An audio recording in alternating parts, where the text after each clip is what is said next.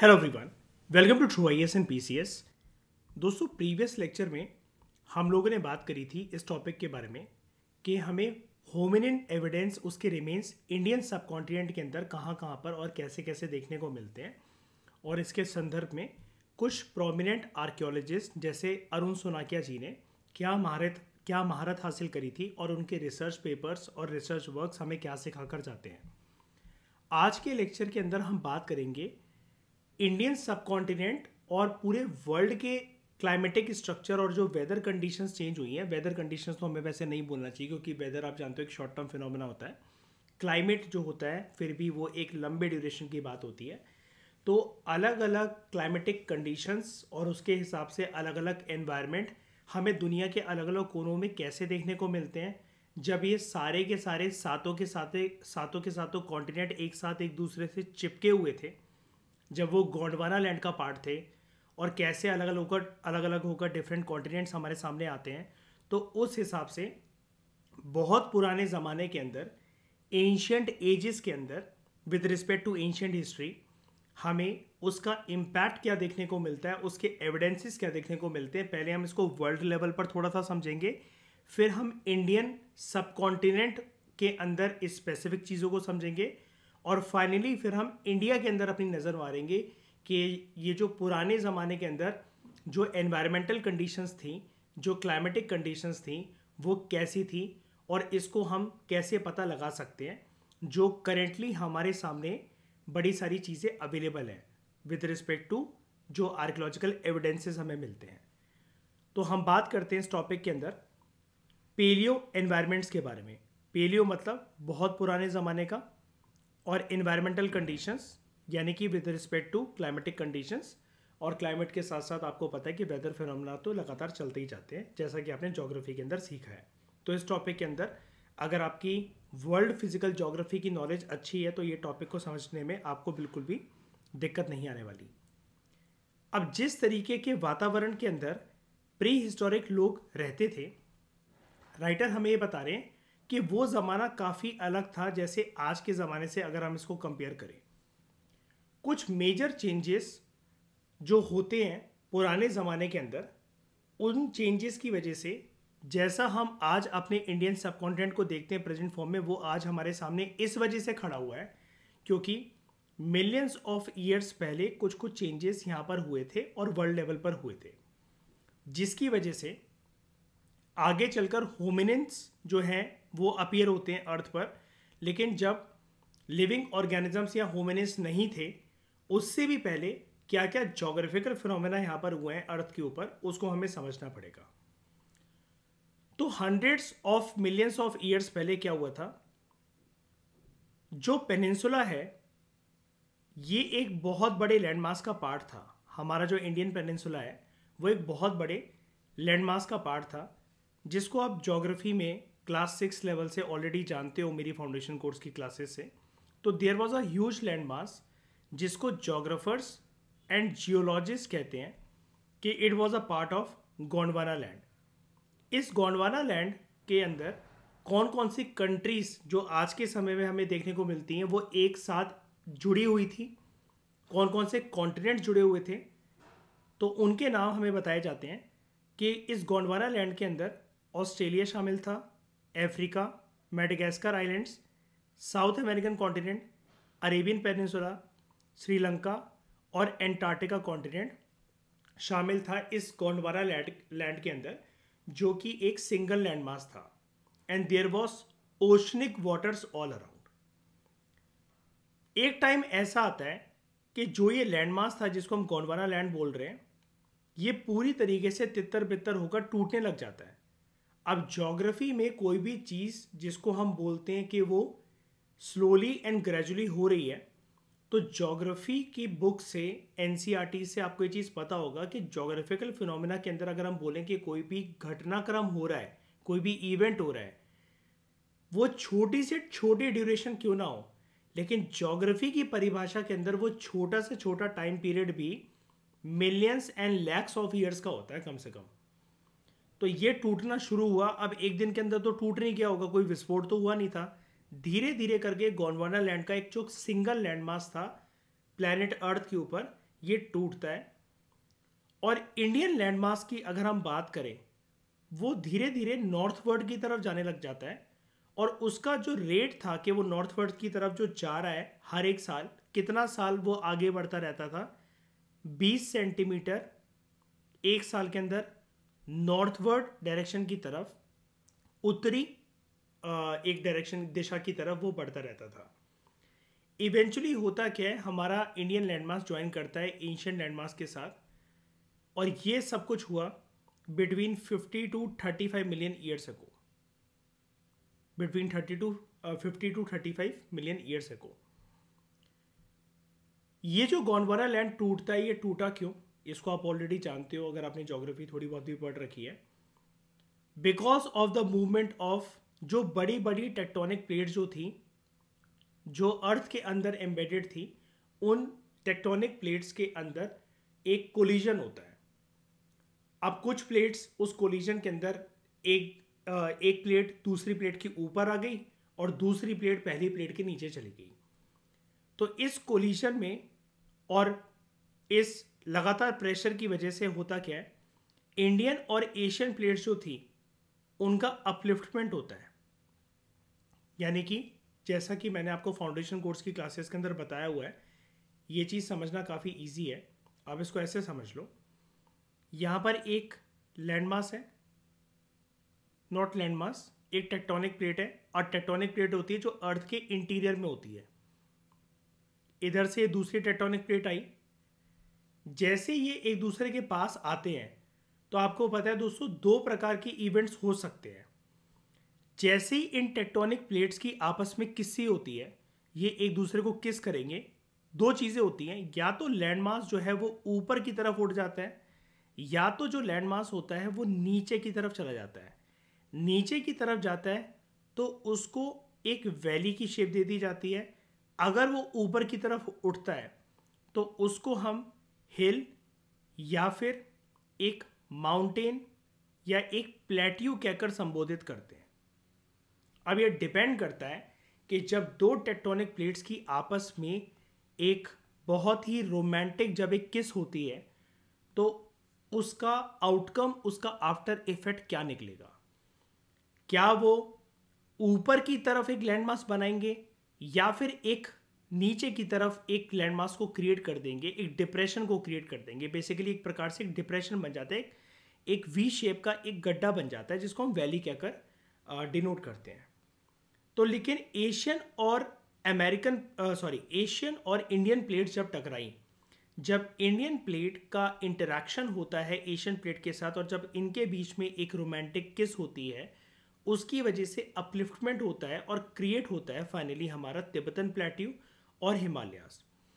और आपको जानकर ये थोड़ा सा ताजुब होगा कि यहाँ पर जैसे आप माउंट एवरेस्ट को जानते हो, it is the highest peak of the world.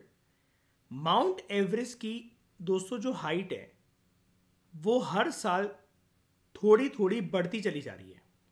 Mount Everest की जो हाइट है, ये मैंने आपको क्लास 6 की ज्योग्राफी की एनसीईआरटी के अंदर फाउंडेशन कोर्स की क्लासेस के अंदर काफ़ी अच्छे से बताया था। माउंट एवरेस्ट की हाइट हर एक साल बढ़ती है और ये बढ़ती चली जाएगी। वो क्यों बढ़ रही है? क्योंकि नीचे जो टेक्टोनिक प्लेट्स हैं अभी भी उनके बीच में पूरी तरीके से किस नहीं हो पाई है। वो टेक्टोनिक प्लेट्स आपस में आकर एक कॉमन पॉइंट पर नहीं टकराए हैं। अब जब तक ये प्लेट पास आती रहेंगी तो वो लैंडमास को उठाते रहते हैं। इसलिए माउंट एवरेस्ट की जो हाइट है वो हर एक साल बढ़ती ही चली जा रही है, क्योंकि उसके नीचे जो दो टेक्टोनिक प्लेट्स हैं वो आपस में अभी तक टकराई नहीं है, कॉमन पॉइंट पे आई नहीं है। स्टिल जो उनका इंटेंशन है प्रॉपर तरीके से एक दूसरे को किस करने का, वो इंटेंशन अभी पूरा, मकसद पूरा नहीं हुआ है।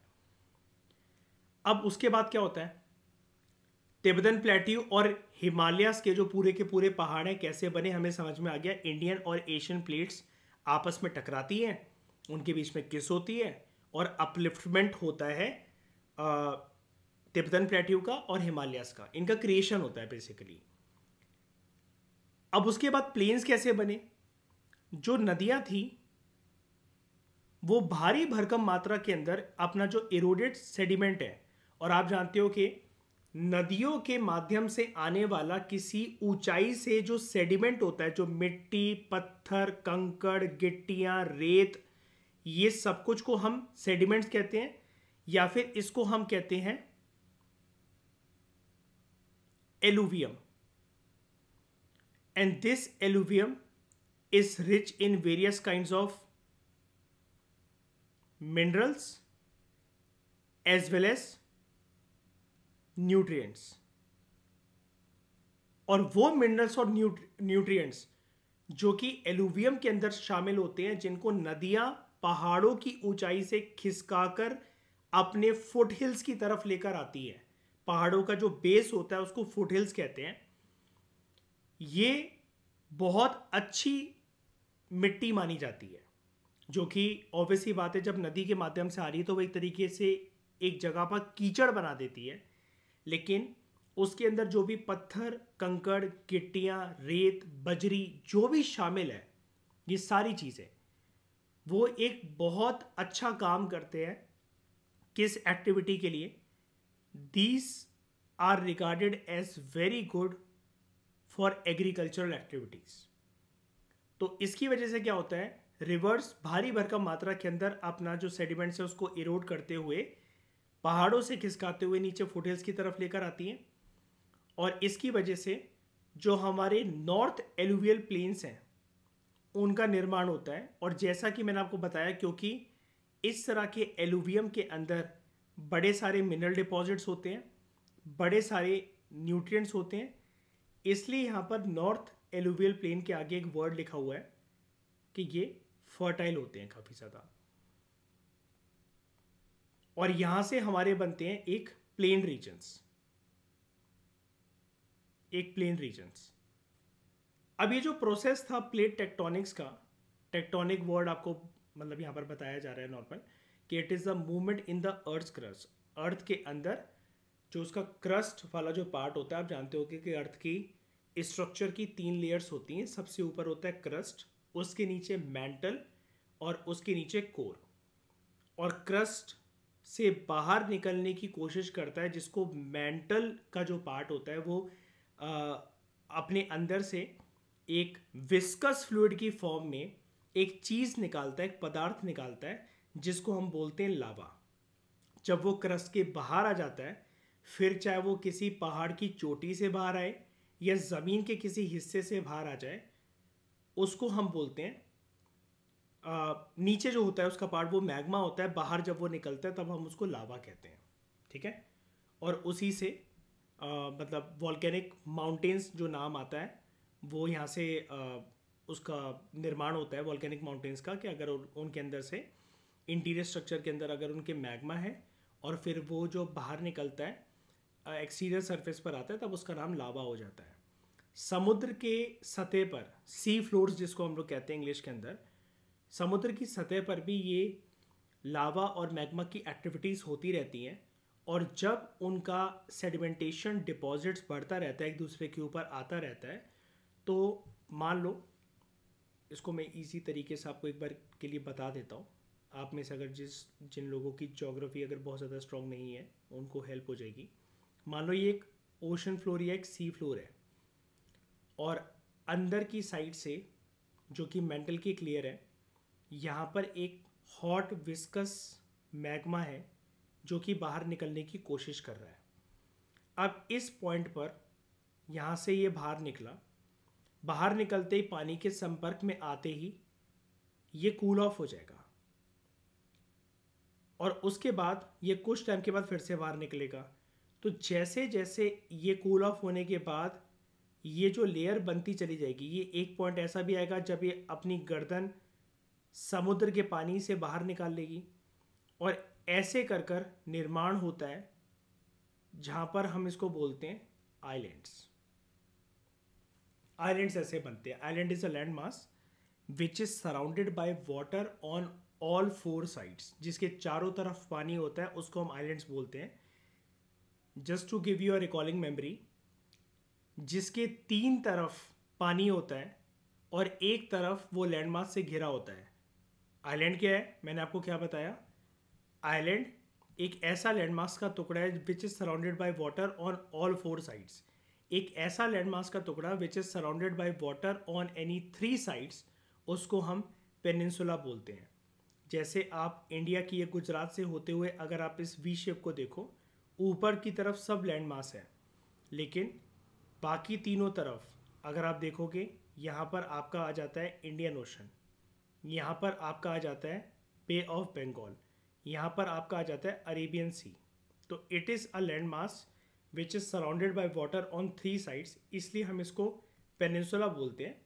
और क्योंकि ये पेनिनसुला हमारे देश भारत का है, इंडिया का है, इसलिए हम इसको इंडियन पेनिनसुला नाम देते हैं। तो ये सब चीज़ें हम ज्योग्राफी के अंदर काफ़ी अच्छी तरीके से जानते हैं। आप में से अगर कुछ लोग नहीं भी जानते थे तो इतना मतलब पता होना आपके लिए मोर देन इनफ है अभी इस लेक्चर के कॉन्टेक्स्ट में। तो ये जो प्रोसेस था प्लेट टेक्टोनिक्स का, ये फिर भी ख़त्म नहीं हुआ था। इंडियन प्लेट जो है वो फिर भी एशियन प्लेट के अंदर घुसने की कोशिश लगातार करती रही at the rate of 5 centimetre a year, हर साल 5 सेंटीमीटर। हिमालयस और तिब्बतन प्लेट्यू जो है, जैसा कि मैंने आपको बताया, हिमालयस अभी भी बढ़ रहे हैं, ठीक है, क्योंकि एशियन प्लेट और इंडियन प्लेट आपस में अभी भी पूरी तरीके से मर्ज नहीं हुई है, कॉमन पॉइंट पर आई नहीं है अभी तक, उनकी प्रॉपर तरीके से एक किस होना बाकी है। तो हिमालयस और तिब्बतन प्लेट्यू वो आज तक बढ़ रहे हैं at an average rate of 5 to 10 millimetre per year. इसी वजह से माउंट एवरेस्ट की जो हाइट है वो हर साल सालाना बढ़ती ही रहती है, क्योंकि इसके अंदर एक इजाफा देखने को हमें मिलता है कि ये 5 से 10 मिलीमीटर हर एक साल बढ़ते ही रहते हैं। अब टेक्टोनिक प्लेट्स जो है उनकी जो ओकेशनल तरीके से मूवमेंट थी, आप इसको ग्रेजुअल और स्लो मूवमेंट भी बोल सकते हो, क्योंकि ओकेशनल मूवमेंट ऐसा होता है कि जब प्लेट्स जो है एकदम से एक दूसरे के ऊपर चढ़ती हैं या एक प्लेट दूसरी प्लेट के नीचे चली जाती है, तो इसकी वजह से एक वाइब्रेंट, एक शेकिंग मूवमेंट फील होती है अर्थ के अंदर, जिसको हम नाम देते हैं एज अर्थक्वेक।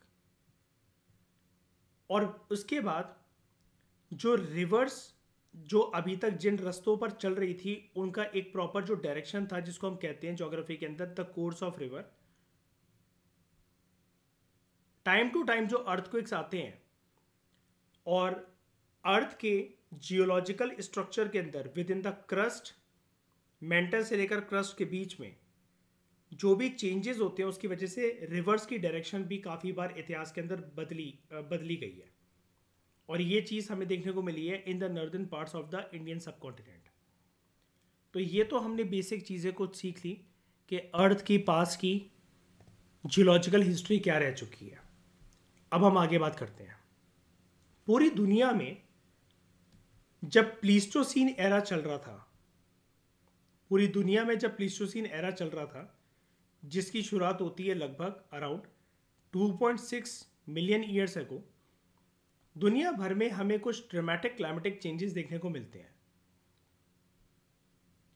अब पहले का जो आइडिया था कि there is a sequence of 4 ice ages, कि दुनिया में पहले 4 आइस एजेस थे और 4 इंटरग्लेशियल पीरियड्स थे फॉर हायर लैटिट्यूड्स आप जानते होंगे, अर्थ के ऊपर हॉरिजॉन्टल जो इमेजिनरी लाइंस होती हैं उसको हम लैटिट्यूड कहते हैं।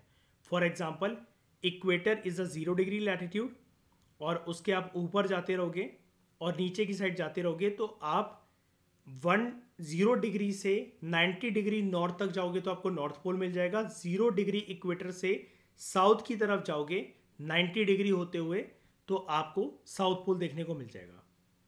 ये मैं क्या कह रहा हूँ, इसको मैं बनाकर दिखा देता हूँ। ये है आपका अर्थ, ये है आपकी एक इमेजिनरी लाइन 0 डिग्री की, जो कि अर्थ के बीचों बीच में से पास होती है, जिसको हम बोलते हैं 0 डिग्री का लैटिट्यूड, या फिर हम इसको बोलते हैं एस इक्वेटर। ये है आपका नॉर्थ पोल, ये है आपका साउथ पोल। इसको हम 90 डिग्री नॉर्थ लैटिट्यूड भी कहते हैं, साउथ पोल को हम 90 डिग्री साउथ लैटिट्यूड भी कहते हैं।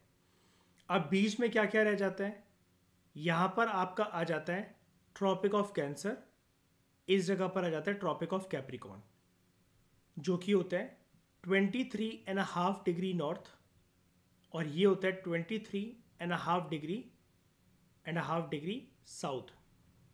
फिर यहाँ पर आता है इसके ऊपर आर्टिक सर्कल 66.5 डिग्री नॉर्थ, और यहाँ पर आता है आपका एंटार्क्टिक सर्कल 66.5 डिग्री साउथ, और उसके बाद आपके पोलर रीजन्स।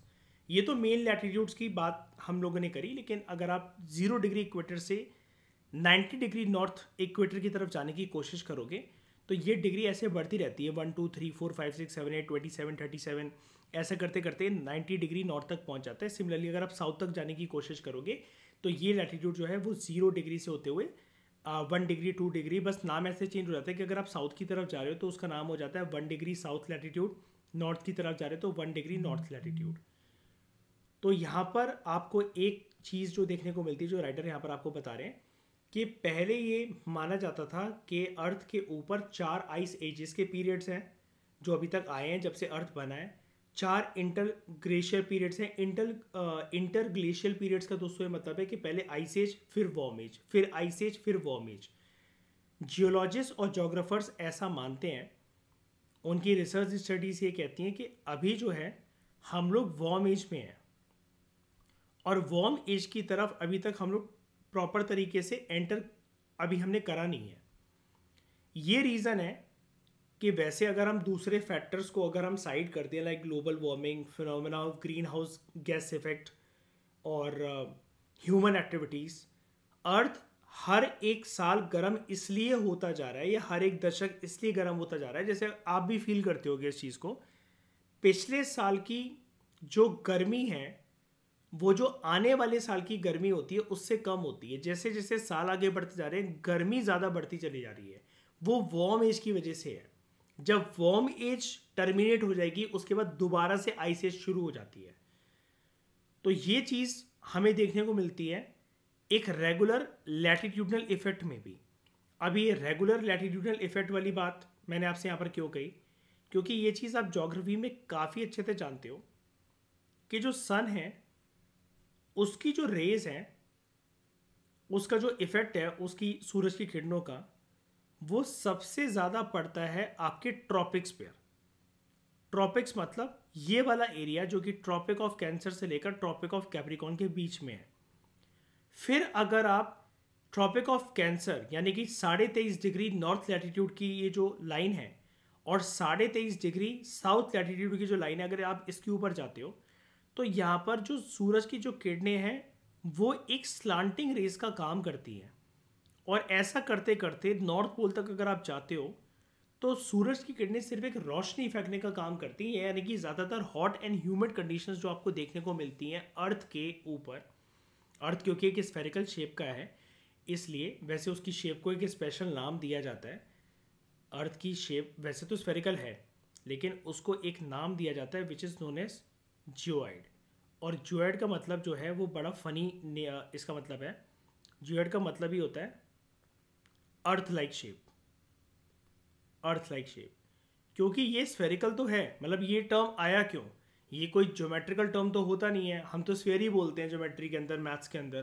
तो ये जियोइड वर्ड कैसे आया कि अर्थ एक स्फेरिकल शेप का एक ऑब्जेक्ट तो है लेकिन ये थोड़ा सा अपने पोल की साइड से ना फ्लैट है, ये प्रॉपर तरीके से एक स्फेरिकल ऑब्जेक्ट नहीं है। जहाँ पर पोल की बात आती है नॉर्थ पोल और साउथ पोल, वहाँ थोड़ा सा चपटा हुआ है ये, तो उसकी शेप को एक स्पेशल नाम दिया जाता है which is known as geoid. और जियोइड का मतलब होता है अर्थ लाइक शेप। तो ये जो लैटिट्यूड्स हैं, हर एक लैटिट्यूड पर सूरज की किरण जो होती है वो अपना इक्वल असर नहीं दिखाती है। जैसे आपने 6 months लाइट फिनोमिना के बारे में सुना होगा, like for example Alaskan climatic conditions के बारे में, आपने वेदर कंडीशंस के बारे में सुना होगा कि वहाँ 6 महीने तक सूरज ढलता ही नहीं है। अगर आप रात को वहाँ से 11:30 बजे 12 बजे, जनरली क्या होता है आपको अंधेरा ही देखने को मिलेगा, आप दुनिया के किसी भी कोने के अंदर हो, लेकिन अलास्का के अंदर आपको देखने को मिलता है कि 6 महीने तक सूरज पूरी तरीके से ढला ही नहीं होता है। वहाँ पर आपको 180 दिन तक लगातार अगर आप खिड़की से बाहर देखोगे तो आपको आसमान के अंदर जैसे शाम की रोशनी होती है वो रात को 11:30 बजे, रात को 1:30 बजे, 2:30 बजे वो दिखाई देगी। इसलिए वहाँ पर रहने वाले जो लोग हैं वो बहुत डार्क कर्टन्स का यूज़ करते हैं ताकि वो आराम से सो सकें। तो ये सब चीज़ें मतलब जोग्राफिकल चीज़ें हैं। थोड़ा बहुत जितना आइडिया मैं यहाँ पर आपको दे सकता था वो मैंने आपको दे दिया, क्योंकि अदरवाइज़ ये पूरी जोग्राफी, वर्ल्ड फिजिकल जोग्राफी की क्लास बन जाएगी, जो कि हमारे काम की बात अभी यहाँ पर जोग्राफी के परस्पेक्टिव से नहीं हो रही है। लेकिन जितनी बातें जानने वाली हैं, जो जो टर्म्स यहाँ पर आपको बताए जा रहे हैं, तो अगर आप एक नॉन जोग्राफी स्टूडेंट भी हो, if you are only interested in reading about Bhupendra Singh, जितना आपको जानना था वो मैंने आपको बता दिया। तो ऐसा कोई गिल्ट फील करने वाली बात नहीं है कि आपसे कुछ छूट गया या फिर इन सब चीज़ों के बारे में आपको बहुत डिटेल में इंफॉर्मेशन पता होनी चाहिए। मोटा मोटी मैंने आपको अंदाज़ा हर एक चीज़ का दे दिया है। ठीक है, आगे बढ़ते हैं। तो there seem to have been more than 4 ice ages. अभी तक ये देखा गया है कि दुनिया भर में जब से हम अर्थ के इतिहास को खंगाल कर देखें, 4 आइस एजेस और 4 इंटर ग्लेशियर जो पीरियड्स हैं वो हमें देखने को मिलते हैं, जिसके बाद हमें एक प्रॉपर तरीके से एक साइकिल, रिपीटेड पैटर्न देखने को मिलता है। 5th आइस एज अभी आएगी। ठीक है, तो उसकी वजह से एक ऑल्टरनेटिंग पीरियड हमें देखने को मिलता है, कोल्ड क्लाइमेट का, वार्म क्लाइमेट का। यानी कि पहले आइस एज, फिर वार्म एज, फिर आइस एज, फिर वार्म एज, फिर आइस एज, फिर वार्म एज, फिर आइस एज, और अभी हम वार्म एज के अंदर हैं। इसके बाद दोबारा से आइस एज आएगी। अगर आप ऐसा 4 बार पेयर बना लो, ice age, warm age, pair number 1, फिर ice age, warm age, pair number 2, फिर ice age, warm age, pair number 3, ice age, warm age, pair number 4। तो अभी हम पेयर नंबर 4 के एंड में बैठे हुए हैं, वार्म एज। इसके बाद दोबारा से आइस एज जो है वो शुरू हो सकती है। लेकिन थोड़ा सा कंसर्न है एनवायरमेंटलिस्ट को, जोग्राफर्स को, जियोलॉजिस्ट को, कि ह्यूमन एक्टिविटीज़ अब अर्थ पर इतनी ज़्यादा बढ़ गई हैं कि आइस एज अगर शुरू हो भी जाती है, लेकिन 2 डिग्री सेल्सियस तक एक ग्लोबल एटमॉस्फेयर का तापमान अगर पहुंच जाता है तो अर्थ को बहुत ज़्यादा खतरा है। अर्थ पर गर्मी इतनी ज़्यादा पड़ेगी कि वो एक आग का गोला बन चुका होगा। ठीक है, जहाँ पर बड़े सारे स्पीशीज़, वैसे तो इंसानों की हरकतों की वजह से बहुत सारे जो स्पीशीज़ हैं, जो लिविंग ऑर्गेनिजम्स हैं, वो एक्सटेंट तो हो ही चुके हैं, और भी जो बचे कुछ हैं वो भी एक्सटेंड हो सकते हैं, only due to the effect of global warming and green house gas effect. और जो अर्थ का नॉर्मल टेम्परेचर है वो और ज़्यादा वार्म होता जा रहा है सिर्फ इस कारण की वजह से, जिसके पीछे पूरी की पूरी तरीके से इंसान जो है, अर्थ तो अपना काम कर ही रहा है क्योंकि वो वार्म एज के अंदर है, क्लाइमेटिक कंडीशंस तो अपना काम कर ही रही है क्योंकि अर्थ एक वार्म एज की फेज से गुजर रहा है। लेकिन इसमें 4 चांद सोने पे सुहागा करने का काम इसको जो कर रहे हैं वो इंसान और उनकी हरकतें कर रहे हैं। और स्पेशली इसके पीछे जो मेन कारण जो बताया जाता है, जो दोषी ठहराया जाता है इंसानों की एक्टिविटीज़ को, रेगुलर एक्टिविटीज़ तो है ही इसके पीछे जिम्मेदार, लेकिन it is due to the effect of industrial revolution, जो कि कौन सी कंट्री से स्टार्ट हुआ था? It started from great Britain. वहाँ पर जब इंडस्ट्रीज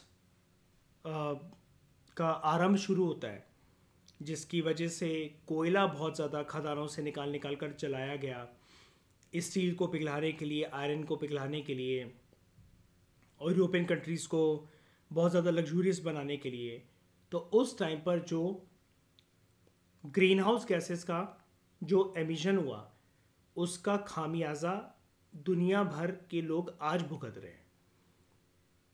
ठीक है, क्योंकि अर्थ का जो एटमॉस्फेयर है उसकी एक बहुत नोटोरियस सी चीज़ होती है। वो नोटोरियस सी चीज़ क्या है दोस्तों? कि अर्थ का एटमॉस्फेयर जो होता है, जैसे सूरज की किरणें दिन भर में, मान लो, ये चीज़ भी समझना आपके लिए इंपॉर्टेंट है, ये है नॉर्मल आपका अर्थ का एटमॉस्फेयर, इसको अपना आसमान मान लो, नॉर्मल सा एटमॉस्फेयर। और एटमॉस्फेयर की आप जानते हो दोस्तों अलग अलग लेयर्स होती हैं, जिसको मैंने आपको एक ट्रिक बताई थी कि आप इसको ट्रस्ट मी करके याद कर सकते हो। जैसे नीचे से अगर आप ऊपर जाओगे तो आपको एटमॉस्फेयर की लेयर जैसे ऐसे दिखती हैं अलग अलग बटी, जैसे ट्रोपोस्फियर हो गया, स्ट्रेटोस्फियर हो गया, मीजोस्फियर हो गया, थर्मोस्फियर हो गया, एग्जोस्फीयर हो गया, ये सारी अलग अलग लेयर्स हैं, ठीक है। तो यहाँ पर अगर कुल मिलाकर हम इन लेयर्स के नाम ना देखें, सिर्फ सिंपली इसको अगर हम बोलें कि ये एटमॉस्फेयर की लेयर है, तो एटमॉस्फेयर की जो लेयर होती है वो एक चीज़ में बड़ी नोटोरियस है। सूरज की किरणें जो दिन भर अर्थ के ऊपर पड़ती हैं, जिसको हम क्या कहते हैं, इंसोलेशन। ये सूरज की किरणें हैं, ये अर्थ के ऊपर जब पड़ती हैं तो ऑब्वियसली बात है अर्थ के सरफेस पर पड़ने से पहले ये एटमॉस्फेयर को तो क्रॉस करेंगी सूरज की किरणें। तो सूरज की किरणें जो हैं उसके लिए ये जो एटमॉस्फेयर होता है ये काफ़ी ज़्यादा ट्रांसपेरेंट होता है। अब दिन भर में सूरज की गर्मी जो है वो अर्थ के ऊपर पड़ी और नीचे लैंड सरफेस तक आ गई। अब अर्थ की एक बहुत अच्छी बात है, जैसे ही शाम होगी पूरे दिन सूरज ने जितनी भी गर्मी इसको दी है, जिसको कहते हैं हम इनकमिंग सोलर रेज को, सन की रेज को हम कहते हैं इंसोलेशन, शाम तक अर्थ अपनी कोई भी उधारी नहीं रखता अपने पास। वो सूरज से कहता है, सूरज चाचू आपने मुझे दिन भर में जो भी उधार दिया है आप चिंता मत करो, मैं शाम तक इसको वापस करने की कोशिश करूंगा। अर्थ बड़ी ईमानदारी से, अर्थ का सरफेस बहुत ज़्यादा ईमानदारी से इस इंसोलेशन को दोबारा से शाम तक फेंकने की कोशिश करता है, दोबारा वापस करने की कोशिश करता है, क्योंकि अर्थ की एक बहुत खुददारी वाली आदत है अर्थ के सरफेस की। अर्थ बोल लो आप उसको, अर्थ का सरफेस बोल लो। अर्थ 1% भी दिन भर की आई हुई गर्मी को वापस नहीं रखना चाहता। और जब गर्मी अर्थ के सरफेस पर, जैसे मतलब मान लो ये है आपका अर्थ का सरफेस, सूरज की किरणें जब आ रही थी इसको हम कह रहे थे इंसोलेशन, जब वो वापस जाती हैं तो उसको हम कहते हैं रेडिएशन। तो अर्थ जो है इन गर्मी को शाम को वापस करने की कोशिश करता है। अब इनकमिंग रेस के लिए तो जो एटमॉस्फेयर की लेयर थी वो ट्रांसपेरेंट थी। ट्रांसपेरेंट थी कहने से मतलब ये है कि वो आराम से सूरज की किरणों को अपनी लेयर में से घुसने देती है। लेकिन शाम को जैसे ही सूरज अपनी अर्थ का सरफेस सूरज की किरणों की उधारी अपनी वापस करना चाहता है, यहां पर हीट ट्रैप होने लग जाती है। मतलब जब सूरज की किरणें घुस रही थी तब कोई दिक्कत नहीं आई, वापस जाना चाह रही है तो बड़ी सारी अड़चने हैं, रुकावटें हैं। अब ऐसा क्यों? आप कहोगे सर अभी तो आप बोल रहे थे अर्थ का सरफेस बहुत खुददार होता है, वो अपने पास उधारी नहीं रखना चाहता। उधारी अर्थ का सरफेस नहीं रखना चाहता, लेकिन एटमॉस्फेयर के अंदर बड़ी सारी कुछ कमीनी हरामजादी गैसेस होती हैं जो कि खानदान का नाम डुबाती हैं। और ये गैसेस होती हैं हॉट गैसेस, जो कि हीट लविंग गैसेस होती हैं।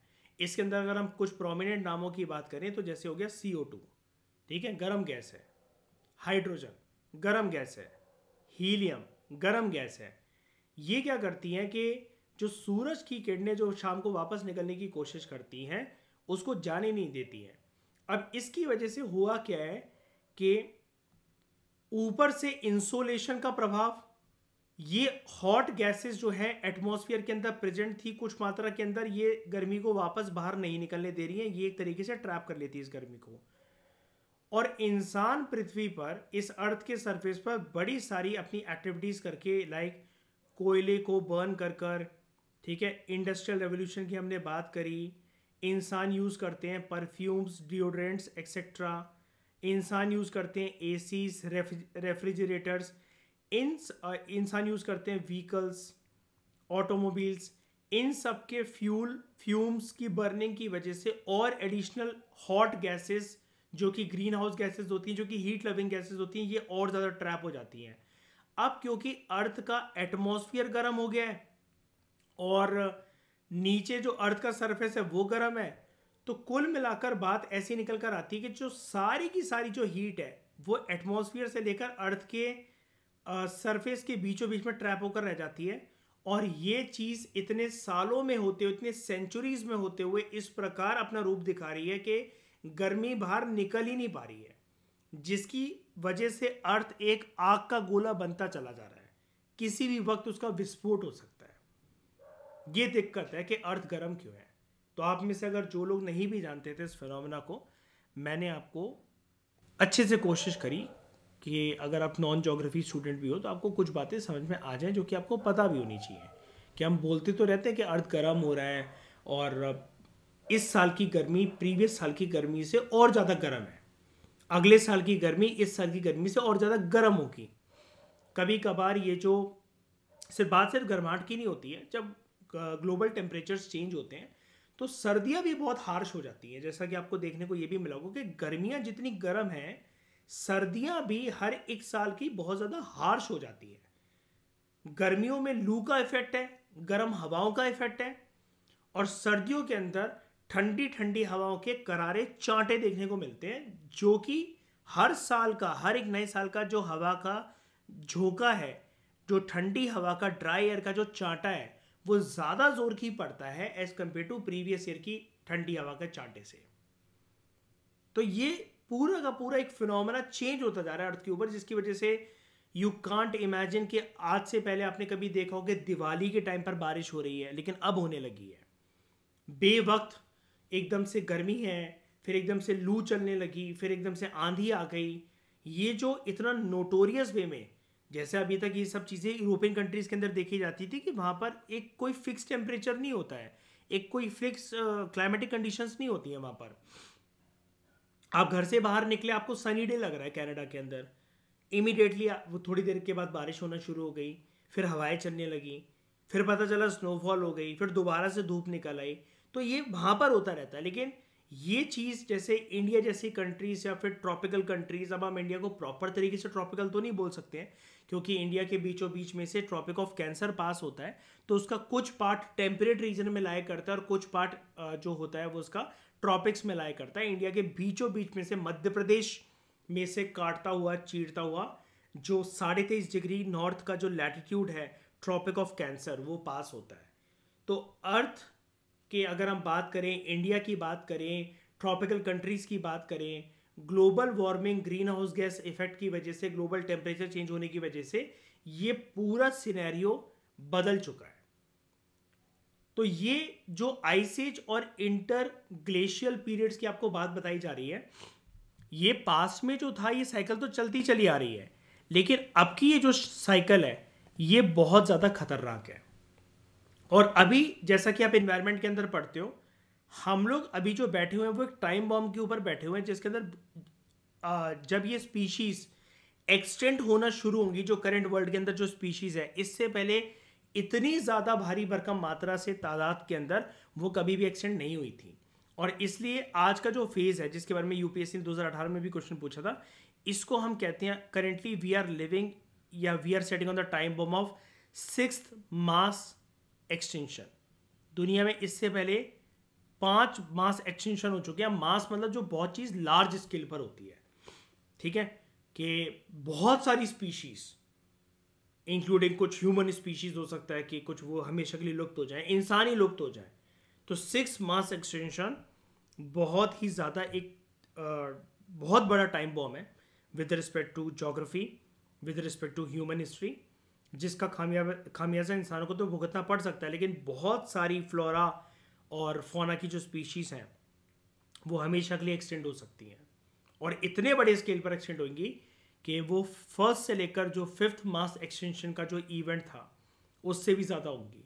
अब ये मास एक्सटेंशन का इवेंट ऐसा मत सोचना ये कोई प्रलय या कयामत या जजमेंट डे की तरह होंगी कि एक ही दिन में सब कुछ होगा। अभी हम इसमें चल रहे हैं, अभी ऐसा हो रहा है, ये धीरे धीरे हो रहा है। जैसे कि मैंने आपको लेक्चर की शुरुआत में ही बताया, ज्योग्राफी के पर्सपेक्टिव से अगर आप टाइम की बात करो ना, कि ज्योग्राफी में कोई भी चीज़ धीरे होती है तो वो धीरे धीरे होने वाली चीज़ भी लाखों साल ले लेती है।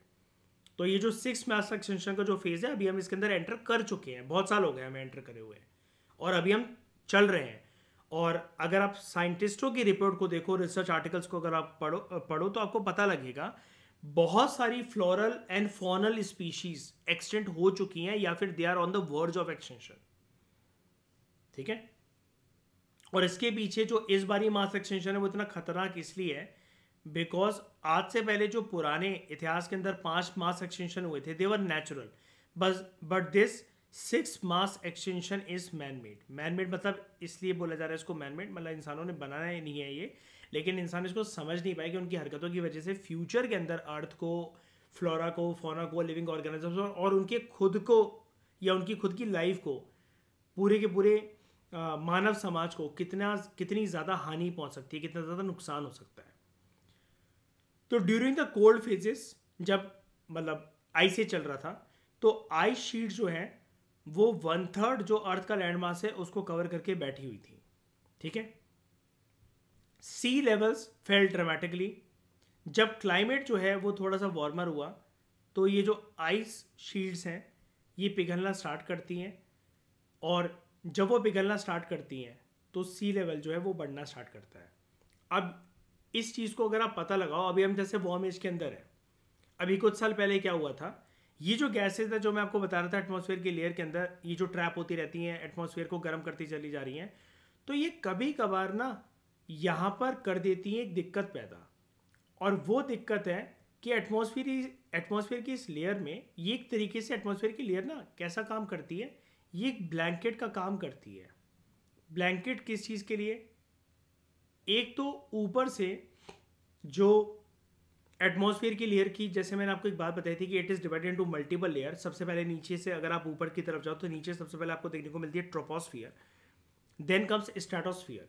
With in stratosphere there is a layer of ozone, और ओजोन हमें प्रोटेक्ट करती है सूरज से जो खतरनाक रेज आती हैं, जिसको हम यूवी रेज कहते हैं, अल्ट्रावायलेट रेज कहते हैं। और ये यूवी वर्ड आपने सुना होगा कि आपकी जो सनस्क्रीन होती है उसके अंदर लिखा रहता है कि SPF 30+, SPF 50+, यूवी रेज, और इनसे आपको प्रोटेक्ट करती है वो, अदरवाइज लोगों को स्किन कैंसर वगैरह तक हो सकता है।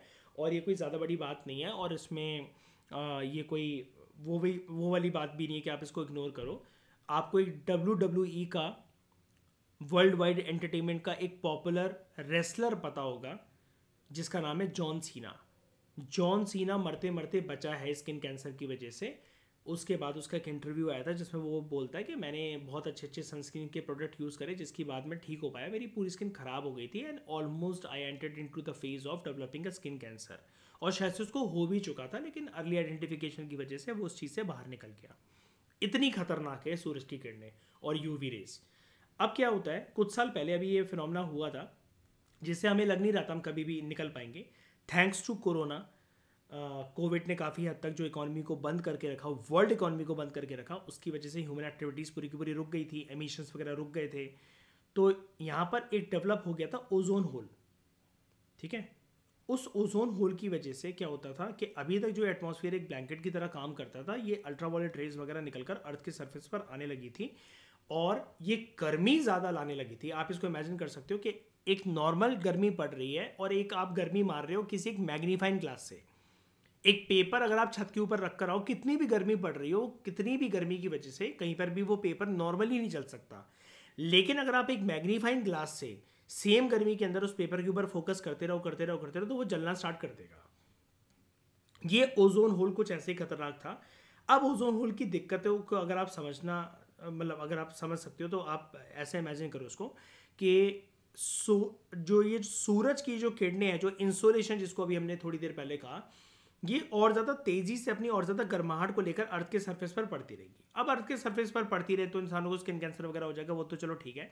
मेन दिक्कत है कि जब ये ग्लेशियर्स के ऊपर पड़ेंगी तो ग्लेशियर्स के ऊपर पड़ने की वजह से होगा क्या, वो ग्लेशियर्स पिघलना स्टार्ट कर देंगे। जब वो ग्लेशियर्स पिघलना स्टार्ट कर देंगे तो उनकी बर्फ़ जो है वो पानी बन जाएगी। जब वो पानी बन जाएगी तो वो समुद्र के अंदर जाकर वो पानी मिलेगा, और ग्लेशियर्स कुछ कम मात्रा के अंदर तो है नहीं, अच्छी खासी तादाद के अंदर है। तो पानी का पूरा जो अर्थ के ऊपर जो पानी का ओशंस का मान लो जो लेवल है वो अभी इतना है। ठीक है। लेकिन ये लेवल बढ़ते बढ़ते धीरे धीरे होगा क्या, ये लेवल हो जाएगा, ग्लेशियर्स अगर पिघलेंगे इतना, फिर कुछ सालों के बाद इतना, कुछ सालों के बाद इतना, यानी कि जो सी वाटर या ओशनिक वाटर के अंदर जो लेवल है वो बढ़ जाएगा। अब दिक्कत क्या है, कुछ कुछ दुनिया के जो कोने हैं, कुछ कुछ जो लैंड एरियाज़ हैं, वो उनकी हाइट जो है वो सिर्फ यहीं तक अवेलेबल है। जैसे अगर हम कुछ आइलैंड कंट्रीज़ की बात करें, for example Sri Lanka, for example Bangladesh जो कि आइलैंड कंट्री नहीं है लेकिन बे ऑफ बंगाल के आसपास वो जैसे है, और अगर उसके पानी का लेवल बढ़ेगा, क्योंकि दुनिया भर में, अगर आपको ये चीज़ नहीं पता है तो मैं आपको बता देता हूँ, दुनिया भर में जो ओशनिक वाटर्स होते हैं, आप सारे के सारे ओशंस को इमेजिन कर लो, Indian Ocean, Atlantic Ocean, Pacific Ocean, Arctic Ocean, आप सारे ओशंस को इमेजिन कर लो, तो ओशनिक वाटर जो है वो ऐसा नहीं होता कि कहीं पर ओशनिक वाटर इतना है फिर इतना हो गया, फिर इतना है फिर इतना हो गया, फिर इतना है ऐसा हो गया। ओशनिक वाटर की जो हाइट होती है उसका लेवल सरफेस होता है। लेवल सरफेस से मेरा मतलब ये है कि वो ना इक्वल हाइट के होते हैं। ऐसे दुनिया के सारे ओशन जो हैं वो एक पर्टिकुलर इसी हाइट की है। ऐसा नहीं है कि आपको अटलांटिक ओशन यहाँ देखेगा, पैसिफिक ओशन इतनी हाइट का देखेगा, आर्टिक ओशन इतना सा है, अटलांटिक ओशन इतना है हाइट में, ऐसा नहीं है। सारे ओशन का जो वाटर है वो एक इक्वल हाइट का है। अब जब इसका पानी बढ़ेगा, पानी का जब इसका पूरा का पूरा जो लेवल बढ़ेगा, तो ऑब्वियसली बात है बड़े सारे जो आइलैंड कंट्रीज़ हैं वो पानी के अंदर डूब जाएंगे। अब जब वो पानी के अंदर डूब जाएंगे तो वहाँ के जो लोग हैं, और ज्योग्राफी में जैसा कि मैंने आपको बताया, मैं 100 बार बोल चुका हूँ ये बात, कि कोई भी चीज़ यहाँ पर एक झटके में नहीं होती है, धीरे धीरे कर कर होती है। जब उन कंट्रीज़ को पता लगेगा ठीक है भाई कोस्टल एरियाज में अभी तक हम रह रहे हैं, अब हमें मेनलैंड की तरफ चले जाना है, जब मेनलैंड में भी उनके पानी भरने लग जाएगा और आइलैंड कंट्रीज जो हैं वो डूबने लग जाएंगी, तो वो आसपास ही नियर बाय कंट्रीज़ के अंदर घुसने की कोशिश करेंगी। प्यार से अगर पड़ोसी देश ने अगर उनको जगह दे दी वहाँ के लोगों को, तो चलो ठीक है वो आ जाएंगे वहाँ पर। लेकिन जिस जगह से लोग निकलकर हमारे देश अगर आते हैं तो हमारे देश के लोगों को वो चीज़ पसंद नहीं आती, क्योंकि किसी भी कंट्री में मतलब ये चीज़ होती है, मैं सिर्फ इंडिया की बात नहीं कर रहा हूँ, क्योंकि लोकल लोगों को लगता है कि हमारी जॉब चली जाएंगी, ये लोग कम रेट पर काम करने के लिए मान जाएंगे, फिर ये हमारे देश के लोगों से शादी करेंगे, फिर ये अपनी आबादी बढ़ा देंगे, कल को हमारे ऊपर कब्जा हो जाएगा, हमारे लिमिटेड रिसोर्सेज इनके साथ हमें शेयर करने पड़ेंगे। तो ऐसी चीज़ों की वजह से होता क्या है कि कॉन्फ्लिक्ट जो है वो पैदा होते हैं, और ये कॉन्फ्लिक्ट्स आगे चलकर वॉर के अंदर बदल जाते हैं। ठीक है, और इंसान अपने जीने के लिए, कि उसकी कंट्री अगर डूब गई तो ऐसा तो है नहीं कि वो अपने आप को, अपने परिवार को, अपने रिश्तेदारों को डूबने देगा। वो दूसरी कंट्री जाएंगे, प्यार से अगर उनको जगह मिली तो वो वहाँ जाके सेटल हो जाएंगे, नहीं मिली तो वो घुसपैठ करेंगे, फिर वो इन्वेजन करेंगे। और फिर इंसान जब प्यार से जी नहीं पाता है, जब उसको नफरत मिलती है, तो इंसान फिर गलत रास्ते अपनाता है। तो इसकी वजह से फिर ये टेररिज्म वगैरह, वॉर्स और ये सब जो है वो प्रमोट होंगे। और इसी की वजह से आगे चलकर ऐसा एक्सपर्ट्स बोलते हैं, इंटरनेशनल रिलेशंस के एक्सपर्ट्स बोलते हैं कि वर्ल्ड वॉर 3 का जो कारण है वो इन्हीं सब घटनाक्रम जो मैंने आपको पूरी की पूरी चेन बताई, कि एक छोटे से, समझ रहे हो, इंडस्ट्रियल रेवोल्यूशन इसकी चिंगारी जो है वो भड़काई थी। इंडस्ट्रियल रेवोल्यूशन की एक चिंगारी कैसे ओजोन होल को डेवलप करती है। हालांकि ओजोन होल ये भर चुका है पूरा का पूरा, लेकिन ऐसा नहीं है कि आप ये सोचो कि ओजोन होल भर चुका है मतलब अभी ओजोन होल नहीं है। ओजोन होल अब नहीं है, मतलब मैं ये चीज़ आपको बता रहा हूँ एज अ फैक्ट कि ओजोन होल डेवलप हो गया था, एक बार छेद आ गया था एटमॉस्फेयर के अंदर, लेकिन अब नहीं है वो छेद। लेकिन इसके दोबारा से एटमॉस्फेयर के वापस होने की वजह से ऐसा नहीं है कि ग्लेशियर्स पिघल नहीं रहे, ग्लेशियर्स पिघल रहे हैं, क्योंकि मैंने आपको बताया एटमॉस्फेयर के अंदर ये जो गैसेज हैं ये हीट लविंग गैसेज हैं। इंसान अपनी एक्टिविटीज़ की वजह से इन गैसेज को और पहुंचा रहा है एटमॉस्फेयर के अंदर। शाम को अर्थ का सरफेस अपनी सूरज की किरणों की उधारी को वापस करना चाह रहा है, तो वो कर नहीं पा रहा। पूरी हीट जो है एटमॉस्फेयर की लेयर से लेकर अर्थ के सरफेस तक बीचों बीच में ट्रैप होकर रह गई है। अब जब वो ट्रैप होकर रह गई है तो ऑब्वियसली बात है एटमॉस्फेयर की लेयर ऊपर, अर्थ के सरफेस पे तो फिर बहुत सारी चीज़ें आती हैं, उसके अंदर ग्लेशियर्स भी आते हैं, वो ग्लेशियर्स पिघल रहे हैं। ओजोन होल डेवलप होने की वजह से, ओजोन होल वैसे एंटार्क्टिका के अंदर डेवलप हुआ था, अब वो भर गया था, स्पेशली कोविड के टाइम पर जब पूरा का पूरा कोई भी एक्टिविटीज़ वगैरह नहीं हो रही थी, इकोनॉमिक एक्टिविटीज़ वगैरह सब शांत थी, कोई कोयला नहीं जला रहा था, लकड़ी नहीं जला रहा था, ये स्टील वगैरह आयरन को पिघलाने के लिए कोयले का यूज़ नहीं करा जा रहा था, ऑटोमोबाइल्स वगैरह व्हीकल्स वगैरह सब लोग शांत थे, फ्यूल्स डीजल पेट्रोल कच्चा तेल वगैरह ये सब नहीं जल रहा था। तो पूरा का पूरा एटमॉस्फेयर जो था वो इन सब गैसेस से मतलब थोड़ा सा दूर था, तो ओजोन होल तो भर गया। ग्लेशियर्स पिघल रहे हैं, धीरे धीरे करके पिघल रहे हैं, लेकिन उनके पिघलने की वजह से आने वाले टाइम के अंदर ये सारी कंट्रीज़ के अंदर ये जितनी भी दिक्कतें मैंने आपको बताई वो हो सकती हैं, जिसका एपेक्स जो अगर आप क्लाइमेक्स अगर आप देखोगे तो वो वर्ल्ड वॉर 3 की फॉर्म में देखोगे। ठीक है, तो इट इज़ बिलीव डैट जो ट्रॉपिकल और सेमी ट्रॉपिकल रीजन्स है, ट्रॉपिकल मैंने आपको काफ़ी अच्छे से बता दिया, जो कि 23.5 डिग्री नॉर्थ लैटिट्यूड से 23.5 डिग्री साउथ लैटिट्यूड के बीच में आते हैं। आप ऐसा भी कह सकते हो ट्रॉपिक ऑफ कैंसर से ट्रॉपिक ऑफ कैप्रिकॉन के बीच में जो भी कंट्रीज आती हैं या जो भी रीजन्स आते हैं उसको हम ट्रॉपिकल रीजन्स कहते हैं। तो tropical, semi tropical, temperate regions वगैरह जो हैं वहाँ पर हमें एक ऑल्टरनेटिव फेजेस देखने को मिलते हैं, ड्राई एंड वेट फेजेस, ठीक है। इंटर प्लूवियल या प्लूवियल फेजेस भी हम इनको कहते हैं।